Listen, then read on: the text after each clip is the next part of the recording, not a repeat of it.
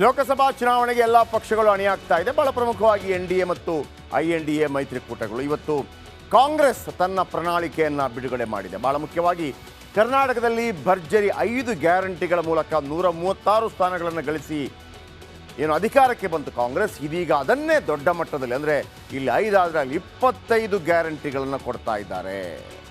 Free insurance ಇದೆ, ಇದು ಬಹಳ ಕುತೂಹಲ ಮೂಡಿಸಿದೆ. ಜೊತೆಗೆ ಮಹಿಳೆಯರ ಅಕೌಂಟ್ಗೆ ಪ್ರತಿ ವರ್ಷ 1 ಲಕ್ಷ ರೂಪಾಯಿ ಮತ್ತು ಪ್ರತಿ ದಿನ ಕೆಲವು ಅಕೌಂಟ್ಗಳಿಗೆ 400 ರೂಪಾಯಿ. ಏನಿದೆಲ್ಲ? ಲೋಕಸಭಾ ಚುನಾವಣೆಗೆ ಕಾಂಗ್ರೆಸ್ ಭರ್ಜರಿ ಸಿದ್ಧತೆ ಮಾಡಿಕೊಳ್ತಾ ಇದೆ. ಥೇಟ್ ಕರ್ನಾಟಕ ಮಾದರಿಯಲ್ಲೇ ಭಾರತಕ್ಕೂ ಗ್ಯಾರಂಟಿಗಳನ್ನು ಘೋಷಿಸಿದೆ. ಬನ್ನಿ ನೋಡೋಣ ಇವತ್ತಿನ ಮ್ಯಾನಿಫೆಸ್ಟೋ ಅಥವಾ ಪ್ರಣಾಳಿಕೆ. ನಾವು ಅಧಿಕಾರಕ್ಕೆ ಬಂದರೆ ಏನು ಮಾಡ್ತೀವಿ ಅನ್ನೋದನ್ನು ಹೇಳ್ತಾ ಇದೆಯಲ್ಲ, ಅದನ್ನು ಇದೀಗ ನಿಮ್ಮ ಮುಂದೆ ಇಡ್ತಾ ಇದ್ದೀವಿ.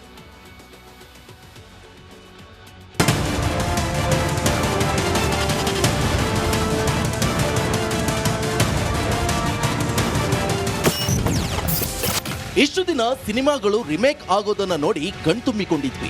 ಇದೀಗ ಕಾಂಗ್ರೆಸ್ ನಾಯಕರು ಕರ್ನಾಟಕದ ಗ್ಯಾರಂಟಿಗಳನ್ನ ರಾಷ್ಟ್ರ ಮಟ್ಟದಲ್ಲಿ ರಿಮೇಕ್ ಮಾಡಲು ಮುಂದಾಗಿದ್ದಾರೆ. ಇಂದು ಕೈಪಡೆ ರಾಷ್ಟ್ರೀಯ ನಾಯಕರು ಪ್ರಣಾಳಿಕೆ ಬಿಡುಗಡೆ ಮಾಡಿದ್ದು ಯುವ ನ್ಯಾಯ, ನಾರಿ ನ್ಯಾಯ, ಕಿಸಾನ್ ನ್ಯಾಯ, ಶ್ರಮಿಕ್ ನ್ಯಾಯ ಮತ್ತು ಹಿಸ್ಸೆದಾರಿ ನ್ಯಾಯ ಹಾಗೂ ಖಾತರಿಗಳು ಸೇರಿದಂತೆ ಪಂಚ ನ್ಯಾಯಗಳಿಗೆ ಒತ್ತು ನೀಡಿದೆ. इन 5 पिलर्स में से 25 गारंटी निकलते हैं. हर 25 गारंटी ने किसी ना किसी को लाभ मिलने का इसके अंतर्गत यहाँ पर हमारे मैनिफेस्टो में भी है और इसके लिए जो हम पहले से ही करते हुए आए हैं वो भी हमने इसका उल्लेख किया है.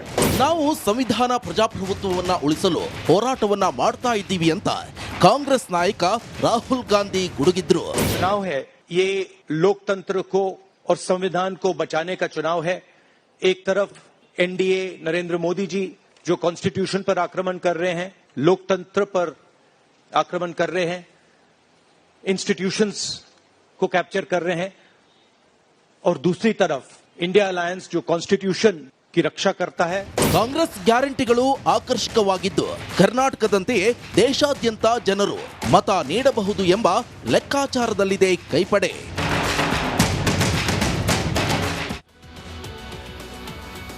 ಮ್ಯಾನಿಫೆಸ್ಟೋ ಅಂದರೆ ಪ್ರಣಾಳಿಕೆ. ಏನಿರುತ್ತೆ, ನಾವು ಅಧಿಕಾರಕ್ಕೆ ಬಂದರೆ ಏನು ಕೊಡ್ತೀವಿ. ಇದು ಆಮಿಷ ಅಂತಲ್ಲ, ಇದಕ್ಕೊಂದು ಅವಕಾಶ ಇದೆ. ಪ್ರಜಾತಂತ್ರ ವ್ಯವಸ್ಥೆಯಲ್ಲಿ ಇದೊಂದು ಅವಕಾಶ ಇದೆ. ತಾವು ಏನು ಮಾಡಬಲ್ಲರಿ ಅಂತಂದು. ಹಾಗಿದ್ರೆ ಕಾಂಗ್ರೆಸ್ ಪ್ರಣಾಳಿಕೆಯಲ್ಲಿ ಏನೇನಿದೆ ಬಹಳ ಪ್ರಮುಖವಾಗಿ ಬನ್ನಿ ನೋಡೋಣ. ಎಲ್ಲ ರಾಜ್ಯದಲ್ಲೂ ಜಾತಿ ಗಣತಿಯನ್ನು ಮಾಡ್ತಾರಂತೆ. ಈಗ ರಾಜ್ಯದಲ್ಲಿ ಅಂದರೆ ಕರ್ನಾಟಕ ರಾಜ್ಯದಲ್ಲಿ ಏನಾಗಿದೆ ಅದೇ ಥರ ಎಲ್ಲ ರಾಜ್ಯಗಳಲ್ಲೂ ಜಾತಿ ಗಣತಿಯನ್ನು ಮಾಡ್ತೀವಿ.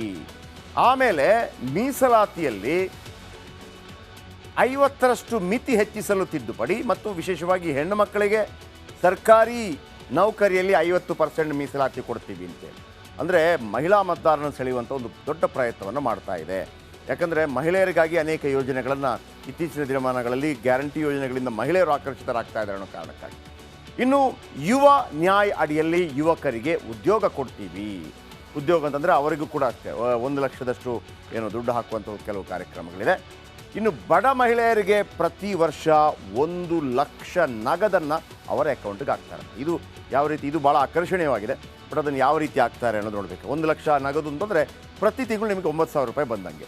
ಅಂದರೆ ಸಾಧಾರಣವಾಗಿ ನಮ್ಮ ಈ ಕರ್ನಾಟಕದಲ್ಲಿ ಯೋಜನೆ ಇದೆಯಲ್ಲ 2,000 ರೂಪಾಯಿ ಹಾಕುವಂಥದ್ದು, ಅದೇ ಥರ ತಿಂಗಳಿಗೆ 10,000 ರೂಪಾಯಿ ಅಥವಾ 9,000 ರೂಪಾಯಿ. 1 ಲಕ್ಷ ಅಂತಂದರೆ ಡಿವೈಡ್ ಬೈ 12 ಮಂತ್ಸ್ 9,000 ರೂಪಾಯಿ ಅಂತೇಳಿ. ಇನ್ನು ಬಹಳ ಮುಖ್ಯವಾಗಿ MSP ಸೇರಿದಂತೆ ಕಿಸಾನ್ ನ್ಯಾಯ ಜಾರಿ,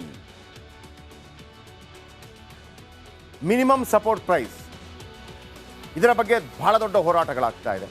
ಆದರೆ ಮಿನಿಮಮ್ ಸಪೋರ್ಟ್ ಪ್ರೈಸ್ ಎಲ್ಲ ಬೆಳೆಗಳಿಗೆ ಕೊಟ್ಟರೂ ಅದು 14 ಲಕ್ಷ ಕೋಟಿ ಆಗುತ್ತೆ. ನಾವು ಈ ಹಿಂದೆ ಕೂಡ ಅದರ ಬಗ್ಗೆ ಸುದ್ದಿ ಮಾಡಿದ್ವಿ. ಆದರೆ ಇದೇನು ಕಂಡೀಷನ್ಸ್ ಅಪ್ಲೈ ಆಗ್ತಾರಾ, ಆ ಥರ ಒಂದು ದೊಡ್ಡ ಮಟ್ಟದಲ್ಲಿ ಪ್ರಣಾಳಿಕೆಯಲ್ಲಿ ಹೇಳಿದ್ದಾರೆ. ಆಮೇಲೆ 400 ರೂಪಾಯಿ ದೈನಂದಿನ ಕೂಲಿ ಖಾತರಿಪಡಿಸುವ ಒಂದು ಭರವಸೆಯನ್ನು ಕೂಡ ಕೊಟ್ಟಿದ್ದಾರೆ. ಡೈಲಿ 400 ರೂಪಾಯಿ ದೈನಂದಿನ ಕೂಲಿ ಸಿಗುವ ಹಾಗೆ ಮಾಡುವಂಥದ್ದು. ಕೇಂದ್ರದಲ್ಲಿ ಖಾಲಿ ಇರುವ 30 ಲಕ್ಷ ಹುದ್ದೆಗಳ ಭರ್ತಿಯನ್ನು ಮಾಡ್ತಾರಂತೆ ಕಾಂಗ್ರೆಸ್ ಅಧಿಕಾರಕ್ಕೆ ಬಂದರೆ. ಆಮೇಲೆ ಆರೋಗ್ಯ ರಕ್ಷಣೆಗಾಗಿ 25 ಲಕ್ಷ ನಗದು ರಹಿತ ವಿಮೆ. ಇದು ಭಾಳ ಅದ್ಭುತವಾಗಿದೆ ಮಾತ್ರ. ಇದು ನೀವು ಇದನ್ನು BJPನೂ ಮಾಡಬೇಕು, ಯಾವುದೇ ಪಕ್ಷ ಅಧಿಕಾರಕ್ಕೆ ಬಂದರೆ ಇದನ್ನೊಂದು ಮಾಡಬೇಕು. ಆರೋಗ್ಯ ರಕ್ಷಣೆಗಾಗಿ 20 ಲಕ್ಷ ನಗದು ರಹಿತ ವಿಮೆ. ಇವತ್ತು ನಮ್ಮ ಬಳಿಗೆ ಕೆಲವರೆಲ್ಲ ಬರ್ತಾರೆ, ಕಿಡ್ನಿ, ಹಾರ್ಟು, ಮತ್ತೊಂದು ಲಿವರ್ ಅಂತ. ನಾವು ಏನೂ ಮಾಡೋಕ್ಕಾಗದ ಪರಿಸ್ಥಿತಿಯಲ್ಲಿ ಇರ್ತೀವಿ. ಯಾಕಂದರೆ 1 ಲಕ್ಷ 2 ಲಕ್ಷದಲ್ಲಿ ಮಾಡಿದರೆ ಓಕೆ.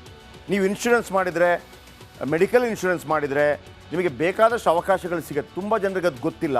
ಟರ್ಮ್ ಇನ್ಶೂರೆನ್ಸ್ ಮಾಡಿದರೆ ಗೊತ್ತಿಲ್ಲ. ಆದರೆ ಬಡವರು ಅದನ್ನು ಕಟ್ಟೋಕ್ಕಾಗಲ್ಲ, ಮ್ಯಾನೇಜ್ ಮಾಡೋಕ್ಕಾಗಲ್ಲ. ಆದರೆ ಆರೋಗ್ಯ ರಕ್ಷಣೆಗಾಗಿ 25 ಲಕ್ಷ ರೂಪಾಯಿ ನಗದು ರಹಿತ ವಿಮೆ ಕೊಡೋದಿದೆಯಲ್ಲ, ಇದು ಮುಂದಿನ ದಿನಮಾನಗಳಲ್ಲಿ ಆಗಲೇಬೇಕಾದ್ದು. ನಾನು ಇದನ್ನು ಪಕ್ಷ ಭೇದ ಮರೆತು ಇಂಥ ಒಂದು ಯೋಜನೆಯನ್ನು ಸ್ವಾಗತ ಮಾಡ್ತೀನಿ. ಈ ಹಿಂದೆ ಕುಮಾರಸ್ವಾಮಿ ಅವರು ಕೂಡ ಅಂದರೆ JDS ಅಧಿಕಾರಕ್ಕೆ ಬಂದರೆ ಆ ಥರದ ವಿಮೆ ಅಂತ ಹೇಳಿದರು. ನೋಡಿ ವೀಕ್ಷಕರೇ, ಒಂದು ಹೇಳ್ತೀನಿ, ಕಿಡ್ನಿ ಫೇಲ್ಯೂರ್ ಆದರೆ ಬಡವರದು, ಹಾರ್ಟ್ ಪ್ರಾಬ್ಲಮ್ ಆದರೆ, ಲಿವರ್ ಪ್ರಾಬ್ಲಮ್ ಆದರೆ ಅವನನ್ನು ಸಾಯೋಕ್ಕೆ ಬಿಟ್ಟಂಗೆ. ಗೊತ್ತಿದ್ದು ಏನೂ ಮಾಡೋಕ್ಕಾಗಲ್ಲ. ನಾನೇ ಅನೇಕ ಇಂಥ ಸ್ಟೋರಿಗಳನ್ನು ನೋಡಿದ್ದೀನಿ. ಏನೂ ಮಾಡೋಕ್ಕಾಗದ ಪರಿಸ್ಥಿತಿ. ಯಾಕಂದರೆ ಮುಟ್ಟೋಕೆ ಹೋದರೆ ಅದು 10 ಲಕ್ಷ 15 ಲಕ್ಷ 20 ಲಕ್ಷ. ಯಾವುದಾದ್ರೂ ಒಂದು ಕಾರ್ಯಕ್ರಮ ಮಾಡಿದ್ರು ಕೂಡ ನಮ್ಗೆ ಯಾರಾದರೂ ಮೆಸೇಜ್ಗಳನ್ನು ಕಳಿಸಿ ಹೇಳ್ತಾ ಇರ್ತಾರೆ, ಒಂದು ಸಹಾಯ ಮಾಡಿ ಸರ್, ನೀವು ಹಾಕಿದರೆ ಆಗುತ್ತೆ ಸರ್ ಮತ್ತೊಂದು ಅಂತೇಳಿ. ಅಂಥ ಒಂದು 1000 ಅಂತ ಹೇಳಲ್ಲ ನಾನು, ಒಂದು 300-400 ಕೇಸ್ ನನ್ನ ಬಳಿಯೇ ಇದೆ. ಏನೂ ಮಾಡೋಕ್ಕಾಗದಂಥ ಪರಿಸ್ಥಿತಿ. ಸರ್ಕಾರವೇ ಅದಕ್ಕೆ ದಾರಿದೀಪವಾಗಬೇಕಾಗತ್ತೆ. ಆದರೆ ಈ 25 ಲಕ್ಷ ಇನ್ಶೂರೆನ್ಸ್ ಇದೆಯಲ್ಲ, ದಯವಿಟ್ಟು ಇದನ್ನು ಎಲ್ಲ ಪಕ್ಷಗಳು ಬೇಕಿದ್ರೆ ಕಾಪಿ ಮಾಡ್ಕೊಳ್ಳಿ, ಬಡವರನ್ನು ಕಾಪಾಡ್ಕೋಬೇಕು. ಇನ್ನು ಸರ್ಕಾರಿ ಪರೀಕ್ಷೆ, ಸರ್ಕಾರಿ ಹುದ್ದೆಗಳಿಗೆ ಅರ್ಜಿ ಶುಲ್ಕ ರದ್ದಾಗತ್ತಂತೆ. ಇನ್ನು ಶೈಕ್ಷಣಿಕ ಸಾಲಗಳಿಗೆ ಬಡ್ಡಿ ಸೇರಿದಂತೆ ಬಾಕಿ ಮೊತ್ತ ವಜಾ. ನೋಡಿ, ಶೈಕ್ಷಣಿಕ ಸಾಲಗಳಿಗೆ ಬಡ್ಡಿ ಸೇರಿದಂತೆ ಬಾಕಿ ಮೊತ್ತ ವಜಾ ಅಂದರೆ ಅಸಲೇನೋ ಕೊಡಲಿಕ್ಕಿರ್ಬೋದು. ತುಂಬ ವಿದ್ಯಾರ್ಥಿಗಳು ಡಿಗ್ರಿ ಮಾಡಿರ್ತಾರೆ, ನಂತರ ಯಾವುದಾದ್ರೂ MBBS ಸೀಟು ಸಿಗುತ್ತೆ ಅಂತ ಇಟ್ಕೊಳ್ಳಿ, ಚೆನ್ನಾಗಿ ಕಲ್ತಿರ್ತಾರೆ. ಅಲ್ಲಿ 1.5 ಲಕ್ಷ ಕಟ್ಟಬೇಕು, 2 ಲಕ್ಷ ಕಟ್ಟಬೇಕು, 5 ವರ್ಷಕ್ಕೆ ಒಂದು 6-7 ಲಕ್ಷ ಕಟ್ಟಬೇಕು, ದುಡ್ಡಿರೋದಿಲ್ಲ. ಆದರೆ ಈ ಥರ ಶೈಕ್ಷಣಿಕ ಸಾಲಗಳಿಗೆ ಬಡ್ಡಿ ಸೇರಿದಂತೆ ಬಾಕಿ ಮೊತ್ತ ಆದರೆ ಇದು ಭಾಳ ಸುಲಭವಾಗಿ ಸಿಗುವಂತಾಗಬೇಕು. ಅನೇಕರಿಗೆ ಸಿಗೋದಿಲ್ಲ. ಇಂಥವ್ರು ಕೂಡ ನಮ್ಮ ಬಳಿ ಅನೇಕರು ಬರ್ತಾರೆ. ಇನ್ನು EVM ದಕ್ಷತೆ, ಬ್ಯಾಲೆಟ್ ಪೇಪರ್ನಲ್ಲಿ ಪಾರದರ್ಶಕತೆ, ಇದೊಂದು ನನಗೆ ಅರ್ಥ ಆಗ್ತಾ ಇಲ್ಲ ಯಾಕೆ ಅಂತೇಳಿ. EVM ಬಗ್ಗೆ ನಮಗೆ ನಂಬಿಕೆನೇ ಹೊರಟೋಗ್ತಾ ಇದೆಯಾ? ಬ್ಯಾಲೆಟ್ ಪೇಪರ್ನಲ್ಲಿ ವಾಪಸ್ ಬರೋದಾ? ಅದರ ಅರ್ಥ ಏನಾಗಿದ್ದರೆ ನಾವು ಹಿಂದಕ್ಕೆ ಹೋಗ್ತಾ ಇದ್ದೀವಾ? ಇದೊಂದು ಅರ್ಥ ಆಗಿಲ್ಲ ನನಗೆ. ಯಾಕೆಂದರೆ EVMನಲ್ಲಿ ತಪ್ಪುಗಳೋ ಸರಿಗಳೋ ಮತ್ತೊಂದಿದ್ರೂ ಕೂಡ ಸರಿ ಮಾಡಿಕೊಂಡು ಹೋಗಬೇಕಾಗತ್ತೆ ಅಷ್ಟೇ. ಇವತ್ತು ಕಂಪ್ಯೂಟ್ರಲ್ಲಿ ಯಾವುದೋ ಒಂದು ತಪ್ಪು ಮಾಹಿತಿ ಬಂತು ಅಂದ ತಕ್ಷಣ ಕಂಪ್ಯೂಟರ್ ಬೇಡ, ನಾವು ಬರ್ಕೊಂಡು ಹೋಗೋಣ ಅಂತ ಹೇಳಕ್ಕೆ ಬರಲ್ಲ. ಬಟ್ ಅವರ ಆ ಪ್ರಣಾಳಿಕೆಯನ್ನು ಜನರ ಮುಂದಿಟ್ಟಿದ್ದಾರೆ. ಈ ನಡುವೆ ನಮಸ್ಕಾರ, ಕರ್ನಾಟಕ ಪ್ರೈಮ್ ಟೈಮ್ಗೆ ಸ್ವಾಗತ. ನಾನು ಜಯಪ್ರಕಾಶ್ ಶೆಟ್ಟಿ. ಇಡೀ ಕರ್ನಾಡು ಇವತ್ತು ರೆಬೆಲ್ ಆಗಿ ನಿಂತಿದೆ. ಈ ಹಗರಣಗಳನ್ನು ಸದನದಲ್ಲಿ ಪ್ರಸ್ತಾಪ ಮಾಡಲು ಕೂಡ ಕಾಂಗ್ರೆಸ್ ಹಿಂದೇಟು ಹಾಕಿದ್ದೇಕೆ?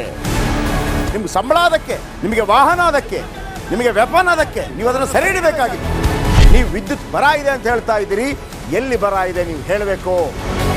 ಪಾಕಿಸ್ತಾನ್ ಆಕ್ಯುಪೈಡ್ ಕಾಶ್ಮೀರ್ ಅದು ಎಂದೆಂದಿಗೂ ನಮ್ಮದು.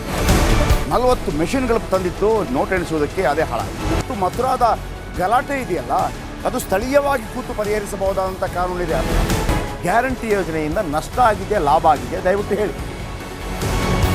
Dawood Ibrahim most wanted criminal ಯಾವಾಗಾದ ಅಂದರೆ ಇಲ್ಲಿ ತನಕ ಭಾರತ ದೇಶದಲ್ಲಿ ಓರ್ವ ದಲಿತ ಪ್ರಧಾನಿಯಾದಂಥ ಇತಿಹಾಸವೇ ಇಲ್ಲ.